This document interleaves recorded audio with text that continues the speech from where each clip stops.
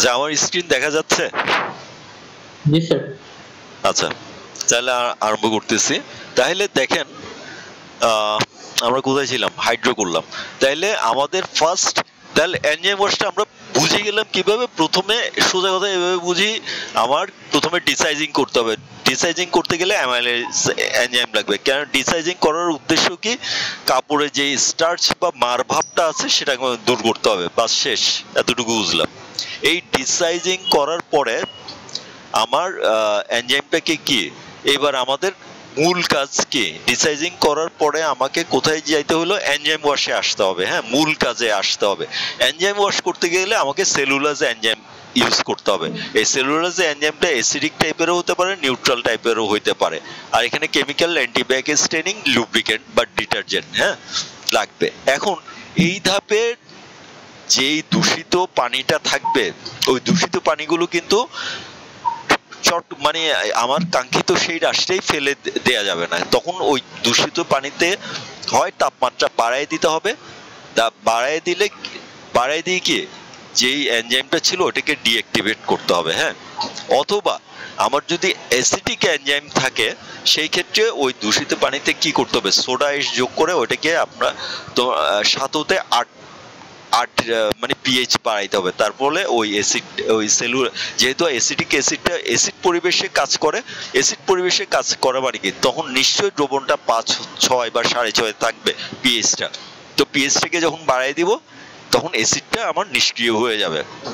তারপরে এটাকে গরম পানি দিয়ে একবার ধুয়ে, মানে ওই পানিগুলো, দূষিত পানিগুলো ফেলে দিয়ে গরম পানি দিয়ে আমি ওই একবার ধুয়ে ফেলবো। এখন ফাইনাল ওয়াশটা, আবার আরেকটা ওয়াশ দিতে হবে। ফাইনাল ওয়াশের দেওয়ার অর্থ হচ্ছে যে তারপরেও আমার কিছু এনজাইম থাকতে পারে, কিছু ডিটারজেন্ট থাকতে পারে। হ্যাঁ, ওই ফাইনাল ওয়াশটা ঠান্ডা পানি দিয়ে করব, 5 মিনিট করব। এবং ওই ওয়াশেও দেখবেন যে গরম পানিতে দিয়ে তো একবার ধুইছিলাম, ঠান্ডা ওয়াশও যখন দিব তারপরেও কিছু এনজাইম থাকবে, সেগুলো বের হয়ে যাবে। ডিটারজেন্ট থাকলে কিছু বের হয়ে যাবে। এবং ওই পানিটাও শেষে ফেলে দিতে হবে। এমন না যে ওইটা করার পরেও যে ওখানে এনজাইম থাকবে না বা ডিটারজেন্ট থাকবে না, এমন কোনো ব্যাপার না, থাকতে পারে, বাট ওইটা হয়তো তখন অতটা ক্ষতিকর থাকবে না। তাহলে এই কাজটা শেষ হওয়ার পরের ধাপ হচ্ছে যে সফটনার দেয়া। এটা বায়ারের যদি রিকোয়ারমেন্ট থাকে সফটনার দেওয়ার, আপনি সফটনার দিবেন। তাহলে সফটনার বিভিন্ন ধরনের হইতে পারে, যেমন সিলিকন সফটনার। এখন ডোজ কি পরিমাণ, ডোজ হচ্ছে যে 3 হতে 6% গার্মেন্টসের ওজন অনুযায়ী। হ্যাঁ, তাহলে কি পরিমাণ, কত পরিমাণ দিবেন এটা ওয়াশিং টেকনিশিয়ান আপনাকে করবে। কি পরিমাণ পানি দিবেন এটা ওয়াশিং টেকনিশিয়ানের কাজ। টেম্পারেচার কতটুকু দিবেন অতটুকু, যেমন এই 40 ডিগ্রি সেন্টিগ্রেড তাপমাত্রায় এই সফটনারটা ভালোভাবে কাজ করে, তাই এই তাপমাত্রাটা 40 ডিগ্রি সেন্টিগ্রেড রাখেন। টাইমিংটা রাখেন 10 হতে 15 মিনিট। আর ওই সফটনারটা অ্যাসিডিক পরিবেশে কাজ করে, তাই আপনার পানির দ্রবণের পিএইচটা থাকবে 5.5 হতে 6। তাহলে এই আপনার সিলিকন সফটনারটা মিশানোর পর এই রোটারি মেশিনটা যখন ঘুরায় এটা কত মিনিট টাইমিংটা রাখবেন ঘুরানোর, 10 হতে 15 মিনিট। তারপরে যেই দূষিত পানি থাকবে ওইটা ফেলে দিবেন। ফেলে দেওয়ার পর যেই গার্মেন্টস গুলো থাকবে সেই গার্মেন্টস গুলোকে আপনি তুলে আরেকটা যন্ত্রের ভিতরে ভরবেন, সেটার নাম হচ্ছে হাইড্রো মেশিন। হ্যাঁ, এই হাইড্রো মেশিনে প্রচন্ড বেগে ঘুরানো হয় 2-3 মিনিট, যার ফলে আপনার গার্মেন্টস এর ভিতরে যে পানিগুলো থাকে ওই পানিগুলো বের হয়ে যায়। এখন তাহলে তো বলতে পারেন তারপরেও কিন্তু গার্মেন্টসটা ভিজা অবশ্যই থাকবে। এবার এটাকে শুকাইতে হবে।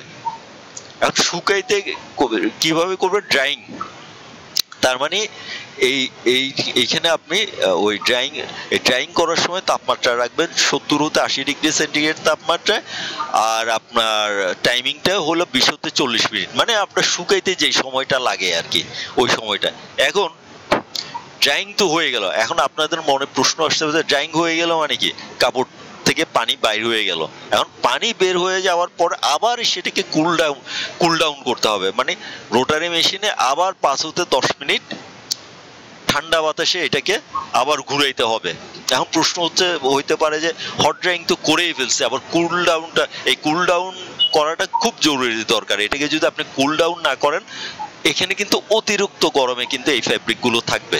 আপনি যদি ফ্যাব্রিক গুলো নিয়ে কোনো জায়গায় রেখে দেন, তখন দেখবেন যে এই গরমে ভাঁজের দাগ পড়ে যাইতে পারে। যে মানে আপনি তো আর সুন্দর করে একটার উপর একটা অত কিছু মেনটেন করে রাখবেন না, এত স্তূপ করে রাখবেন। তো এই স্তূপের ভিতরে দেখবেন যে গরম অবস্থায় আছে ফ্যাব্রিক গুলো, একটা ভাঁজের দাগ পড়ে যাইতে পারে। ওই ভাঁজের দাগ গুলো তোলাটা কঠিন হয়ে যাবে। এখন এই কারণে কুল ডাউন করতে হয়। কুল ডাউনটা করলে ফ্যাব্রিকের শেপটা, কেননা এই হট ড্রাইং অবস্থায় হয়তো ফ্যাব্রিকটা শিঙ্কেজ করলো। আপনি যদি কুল ডাউন করে আস্তে আস্তে ঠান্ডা বাতাসে আপনি যখন আস্তে আস্তে ঠান্ডা করলেন, তখন ফ্যাব্রিকের শেপটা আগের জায়গাতে চলে আসবে আর কি। কাজে হঠাৎ করে হট ড্রাইং করার পরেই আপনি মেশিন থেকে বাইর করে আপনি গার্মেন্টসে পাঠাই দিলে হবে না। আগে হট ড্রাইং করার পর কুল ড্রাইং বা কুল ডাউন করতে হবে আপনাকে। স্যার ক্রিম্পল মানে কি, এটা একটু আরেকবার বলুন। কি ক্রিম্পল মানে কি, এটা একটু বলবেন আবার। ক্রিম্পল মানে হইতেছে যে ওই ভাঁজের দাগ এগুলো আর কি। আচ্ছা, তাহলে আমরা তাহলে এই এনজাইম ওয়াশটা কি বুঝছি? জি স্যার।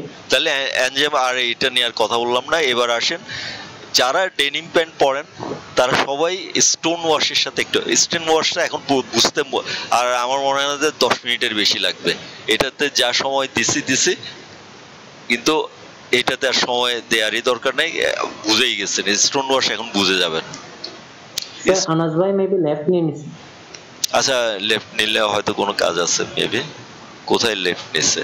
না, লেফট নিছে।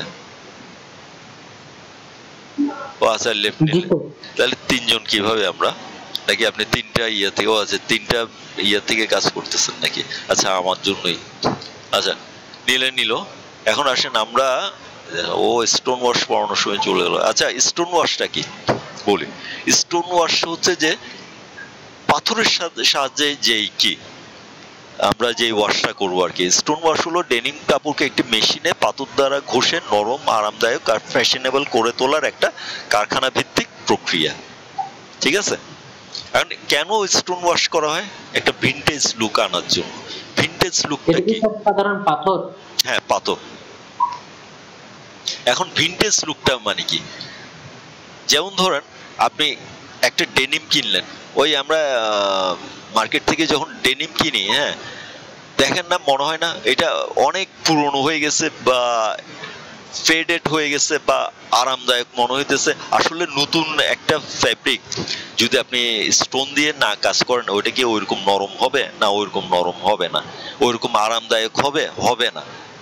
আপনি যদি র ডেনিম, আপনি আবার র ডেনিমের ওইটা কি কালারটাও কি ক্যাটকেটে একটা মানে নীল রঙের থাকবে। হ্যাঁ, কাজী একটা ভিনটেজ লুক। দেখতে গার্মেন্টসটা পুরনো, আসলে কি গার্মেন্টসটা পুরনো? আসলে কিন্তু পুরনো না। আমি পুরনো একটা লুকে নিয়ে আসছি, বহুবার ব্যবহৃত। মনে হয় যে গার্মেন্টসটা বহুবার ব্যবহৃত। কেন বহুবার ব্যবহৃত হইলে কি একটা গার্মেন্টস হাঁটুর দিকে ছিঁড়ে যাইতে পারে না? মানে আমি ওইরকম একটা মানে পুরনো একটা লুকে আমি নিয়ে আসাটাকে ভিনটেজ লুক বলে। ঘষা লুক মানে কি? কিছু মানে পাথরের যেই জায়গায় আপনার আটকাইছে, সেখানে আপনার হালকা, যেখানে ঘষা হয়েছে সেখানে দেখা যাবে যে এক ধরনের শেড হয়েছে। যে জায়গায় পাথরের ঘর্ষণ লাগায় নাই সেই জায়গায় একটু গাঢ় শেড লাগবে, এই আর কি। এগুলো একটু পরে নেবেন। কেন স্টোন ওয়াশ হয় কেউ তো আপনারা প্রশ্ন করবে না। মানে স্টোন ওয়াশ করার কারণটা হচ্ছে যে আপনার এক ধরনের লুক আনা, মানে ওইটার কি বলে, মানে কন্ট্রাস্ট একটা লুক আনা আর কি। মনে করেন যে আপনি যখন এটা পাথরের ছোট ছোট পাথরের ঘর্ষণ যখন হবে, কোনো জায়গায় দেখবেন যে আপনার ওই পুরো ডেনিম প্যান্টে কোনো জায়গায় দেখবেন যে একটু সাদাটে ভাব, সাদা তো না, মনে করেন যে একটু হালকা নীল, কোনো জায়গায় দেখবেন গাঢ় নীল, কোনো জায়গায় দেখবেন আবার গাঢ় নীল, কোনো জায়গায় হালকা নীল। এইরকম একটা প্যাটার্ন গুলো আপনি দেখবেন। ঠিক আছে? বুঝছেন তো আমার কথা, না বুঝেন নাই? জি স্যার, বুঝছি। আচ্ছা, এবার আসেন যে ধাপে ধাপে প্রক্রিয়াটা কি। ওই যে আগের মতো 70 হতে 80% কি লোড নিলেন। এবার ওই মেশিনে পাথরে ভেজানো পানি, মানে যেই পাথরটা নিবেন ওইটা একদম শুষ্ক পাথর নিলে হবে না, আগে থেকেই একটু এই পাথরটাকে একটু পানিতে ভিজিয়ে নিতে হবে আর কি। হ্যাঁ, তাহলে পাথরে ভেজানো পানি ওই পাথরগুলো যোগ করলেন। এখন কি পরিমাণ অনুপাত নেবেন? 5:1 থেকে 3:1, মানে এটার স্টোন ইস টু গার্মেন্টস। আমরা গার্মেন্টস এর সাথে স্টোনের পরিমাণ অনুপাতটা হবে এরকম। যেমন ব্যাপারটা হচ্ছে এরকম, 1 কেজি গার্মেন্টস এর জন্য 1 মানে কি 1 কেজি, 1 কেজি গার্মেন্টস এর জন্য 0.5 কেজি স্টোন লাগবে। আবার 1:1 মানে কি 1 কেজি গার্মেন্টস এর জন্য 1 কেজি। তো এখানে যদি আমি যদি ধরেন 10 দিতাম, মানে 1 কেজি গার্মেন্টস এর জন্য 10 কেজি পাথর লাগবে। 10 কেজি পাথর হলে তো গার্মেন্টসই ছিঁড়ে যাবে। জাস্ট আমরা বোঝানোর জন্য বললাম আর কি। তাহলে পানি কি পরিমাণ দিতে হবে? আগের মতো 1:8 হতে 1:10। তাহলে ওই যে ডিসাইজিং বলতে এখন এখানে আমি সংক্ষেপে বলছি। এখানে আবার প্রথম ডিসাইজিংটা বুঝতে অসুবিধা হলে এইটা দেখেন, ওই যে ডিসাইজিং করতে গিয়ে অ্যামাইলেজ এনজাইম লাগে, কি পরিমাণ ডোজ লাগে দিলাম। তাপমাত্রা ওই আগে বলছিলাম যে ওইটা 10 হতে 15 মিনিট আপনার সময় লাগতেছে। হ্যাঁ, তাহলে এর মানে হলো মেশিনকে 10 হতে 15 মিনিট পর্যন্ত চালাইতে হবে। এই সময়ের মধ্যে অ্যামাইলেজ এনজাইম কাপড়ের স্টার্চকে ভেঙে বা কাপড়ের ওই স্টার্চকে পানিতে দ্রবণীয় করে ফেলতে হবে। দ্রবণীয় করে আপনার কি ওই স্টার্চকে ফেলে দিতে হবে। তারপর এটাকে পুনরায় আবার একটু রিনজিং করা দরকার। এই যে মানে গরম পানি দিয়ে 5 মিনিট, মানে আপনি এইখান থেকে যে পানিটা ছিলেন, হ্যাঁ, ওইটাকে মনে করেন যে ফেলে দিন, ফেলে দিয়ে সেখানে আবার গরম পানি দিলেন মেশিনে, তারপর 5 মিনিট ধুইলেন, তারপর পানিটা ফেলে দিলেন। বাস, আমার কাজ, ডিসাইজিং এর কাজ আমার শেষ। এইবার আসেন যে স্টোন ওয়াশ বা মূল কাজটা কি? মূল কাজ হচ্ছে যে পাথর দিয়ে আসলে এই কাপড়টাকে ঘষবো, যার বা ঘষাটাকে অ্যাব্রেশন বলে আর কি। এই অ্যাব্রেশনে আপনার ফ্যাব্রিকের উপরে কি একটা কোনো ফ্যাব্রিকের কোনো জায়গায় হালকা দাগ পড়বে, কোনো জায়গায় বেশি ঘন না, মানে বেশি আপনার রং দেখা যাবে, কোনো জায়গায় হালকা রং দেখা যাবে আর কি। তাহলে এবার আসেন লিকারের অনুপাত 1 হতে 1:8 বা 1:10। উদ্দেশ্য কি? যথেষ্ট পরিমাণ পানি রাখতে হবে যাতে পাথর মেশিনে সহজে মুভ করতে পারে এবং ঘষা সমানভাবে হয়। মানে যথেষ্ট পরিমাণ, মোট কথা হচ্ছে যে পানি ওই মেশিনে রাখতে হবে। লুব্রিকেন্ট তো দিতে হবে। কেন লুব্রিকেন্ট দিতে হবে আমি বলছিলাম, আপনি যদি লুব্রিকেন্ট যদি না দেন তাহলে কি ওই পাথরের সাথে আপনার কাপড়ের ঘষাতে কাপড় কিন্তু নষ্ট হয়ে যাইতে পারে। তারপরেও নষ্ট হবে, আপনার স্টোন ওয়াশে সাধারণত গার্মেন্টস নষ্ট হয়। তারপর লুব্রিকেন্ট দিলে নষ্টের পরিমাণটা কম হবে আর কি। এইবার আসেন, ওই যে দ্রবণটা নিলেন, ওই দ্রবণটা এটা কি পিএইচ কততে রাখতে হবে? 7.5 হতে 10। তার মানে কি এই পিএইচটা কিন্তু অ্যাসিডিক হবে না, এটা হবে ক্ষারীয়। তাহলে রুম টেম্পারেচার, এই রুম, তাহলে এখন ওই টেম্পারেচার আপনি কত রাখবেন মেশিনের ভিতরে? আপনি টেম্পারেচার কত? 20 হতে 30 ডিগ্রি সেন্টিগ্রেড হতে সর্বোচ্চ 60 ডিগ্রি পর্যন্ত পানি গরম রাখা যায়, যাতে স্টোন ওয়াশ দ্রুত কাজ করে। এখন আপনি কি 20 হতে 30 রাখবেন না 60 রাখবেন, ওটা মেশিনের স্টোন ওয়াশে করার জন্য যে টেকনিশিয়ান আছে সে এটা ঠিক করবে। এবং কত সময় ধরে আপনি ওয়াশ করবেন, 30 হতে 90 মিনিট, এইটাও কে ঠিক করবে? ওয়াশিং এক্সপার্ট ঠিক করবে। ও যদি বাইরের কাঙ্ক্ষিত সেটটা যদি 60 মিনিটে পেয়ে যায়, ও 90 মিনিট পর্যন্ত মেশিনটা কেন চালাবে? ওর কারেন্ট খরচ করে, ঠিক না ব্যাপারটা ওরকম। তারপর বলছে যে সময় নির্ভর করে কতটা ফেড বা অ্যাব্রেশন চান। হালকা ফেড চাইলে 30 হতে 40 মিনিট, আর যদি বেশি ফেড চান, মানে ভিন্টেজ লুক চান বা বেশি আপনি মানে বেশি হালকা হয়ে যাক, তাহলে 60 হতে 90 মিনিট। আর যদি হালকা আপনি ফেড করতে চান তাহলে 30 হতে 40 মিনিট। তাহলে অ্যান্টিবেক স্টেনিংটা কেন লাগবে? যেহেতু ইন্ডিগো কালারগুলো কি আপনি ফেড করতে চাইলে তো ইন্ডিগো কালারগুলো তুলতে হবে। আপনি যদি অ্যান্টিবেক স্টেনিং গুলো না দেন তাহলে ওগুলো আবার দেখা যাবে যে ফ্যাব্রিকের গায়ে জমা হবে, তাহলে কি আপনি কাঙ্ক্ষিত শেডটা পাবেন না। আচ্ছা, যখন এই 30-60 হতে 90 মিনিট চালাইলেন, তারপরের কাজগুলো কি? পাথর আলাদা করতে হবে। পাথর আলাদা করে নিতে হবে। ওই ফ্যাব্রিক ওই ওয়াশিং এর যে রোটারি মেশিন আছে ওটার ভিতর থেকে পাথরগুলো আলাদা করে ফেলতে হবে। তারপর একাধিকবার ধুইতে হবে। কেন ধুইতে হবে? আপনি যদি না ধুন পাথরের কণা টনাগুলো ওই প্যান্টের ভিতরে থাকতে পারে। তারপরে ব্লিচ করা, বায়ার চাইলে ব্লিচ করবেন, বায়ার না চাইলে ব্লিচ করবেন না। ব্লিচ করা মানে কি, এমনিতেই তো এখানে ফেড হয়েছে, আপনি যদি এখানে সোডিয়াম হাইপোক্লোরেট বা পটাশিয়াম পিপি স্প্রের কথা আমি আপনার ড্রাই প্রসেসে বলছিলাম, পিপি স্প্রে করলে কি হয়, কাপড়টা অনেক ফেড হয়ে যায়। হ্যাঁ, তাহলে আপনার যদি বায়ারের রিকোয়ারমেন্ট ব্লিচ থাকে, কেননা আপনি এখানে যেই স্টোনগুলো দিয়ে কাজ চালাইছিলেন, ওই স্টোনগুলো দিয়ে এখানে কাজ চালাইলে কিন্তু আপনার অবশ্যই এখানে ফেড হবে। আরো বেশি ফেড চাইলে তখন পিপি স্প্রে করতে হবে, যদি এটা বায়ার চায়।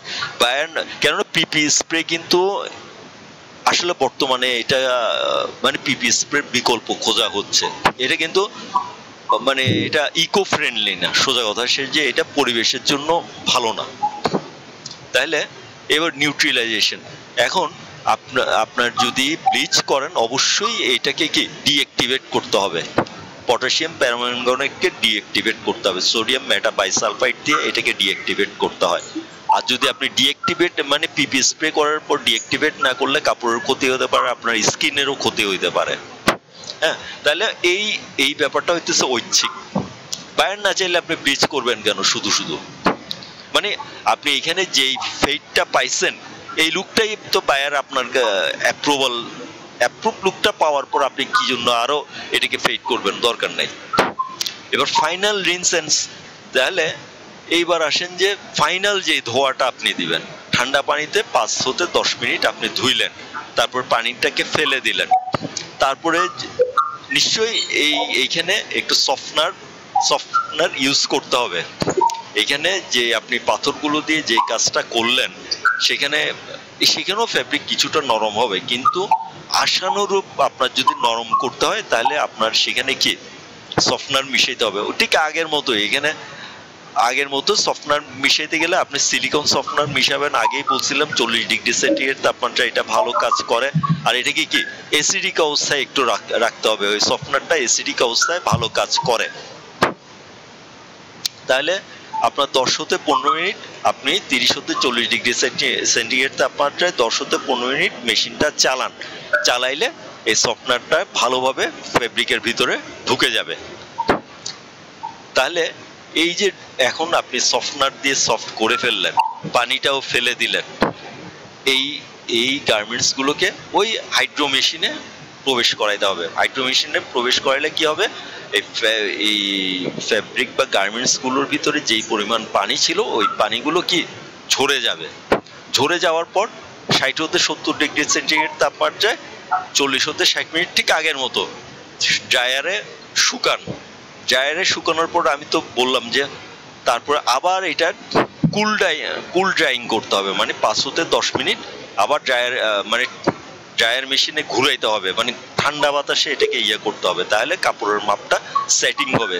মানে কি আপনি যখন এই তাপমাত্রায়, গরম তাপমাত্রায় কি হয়তো তাই আপনার কি কাপড়ের সিঙ্কেজ করার জন্য কি হয়, আপনার তাপমাত্রা মানে কাপড়ের হয়তো লেংথে কিছু কমে যায়, হয়তো উইতে কিছু কমে যায়। আপনি যখন পুনরায় আস্তে আস্তে ঠান্ডা করবেন আগের শেপে ফিরে আসবে, ওই আগের মতো। যদি এই কুল ডাউনটা ঠিক মতো না করেন তাহলে কাপড় কি ভাঁজের দাগ পড়ে যেতে পারে, কাপড় সংকুচিত হয়ে যেতে পারে। হ্যাঁ, আবার কাপড় সংকুচিত হয়ে গেলে ড্যামেজও হয়ে যেতে পারে আর কি। হ্যাঁ, এই হলো যে ব্যাপার। তারপরে কি কোয়ালিটি চেক করা দরকার। কোয়ালিটি চেক মানে কি, ফ্যাব্রিক বায়ার যে ধরনের নমনীয়তা চাইছে ঠিক সেই পরিমাণ নমনীয়তা আসছে কিনা, বা হ্যান্ড ফিলিং, গার্মেন্টসে এই নমনীয়তাকে হ্যান্ড ফিলিং বলে আর কি। হ্যাঁ, পাথরে কি বেশি ক্ষতি হয়েছে কিনা, পাথরে যদি মনে করেন যে আপনার ওই একটা ড্রায়ার মেশিনে মনে করেন যে আপনার মনে করেন 500 পিস গার্মেন্টস ছিল, তাহলে আপনার ওখানে মনে করেন যে 60 পিসই কি নষ্ট হয়ে গেল, তাহলে আপনাকে অ্যাকশন নিতে হবে যাতে আপনার কি ক্ষতিটা কম হয়। তারপর ফেড বা ঘষার মাত্রাটা ঠিক মতো আছে কিনা, বায়ার যেই পরিমাণ ফেডনেস চাইছে সেই পরিমাণ ফেডনেসটা হয়েছে কিনা দেখতে হবে। আপনার বেশি ফেডনেস হইলেও হবে না, আবার কম ফেডনেস হইলেও হবে না। শেড কনসিস্টেন্সি মানে মনে করেন এইটাতে এক ধরনের ফেড, আরেকটাতে আরেক ধরনের ফেড, আরেকটাতে আরেক ধরনের, তাহলে তো এরকম তো হবে না। মানে আপনার বায়ের যেই পরিমাণ ফেড চাইছে সেই ফেডের কাছাকাছি, অরিজিনাল তো আর একদম সব মেনটেন করা যাবে না, সেইটার কাছাকাছি বা সেইটার মতো করে সব গার্মেন্টস গুলো হইলো কিনা একটু দেখা দরকার। কি এটা বুঝছেন? আপনার এটারে কি বলে? আচ্ছা তাহলে আচ্ছা আমি এটার আজকেই দিয়ে দিব। হ্যাঁ, আজকে গতবার দিতে পারি নাই, এটার আমি আজকেই দিয়ে দিব আপনাদের সফট কপি।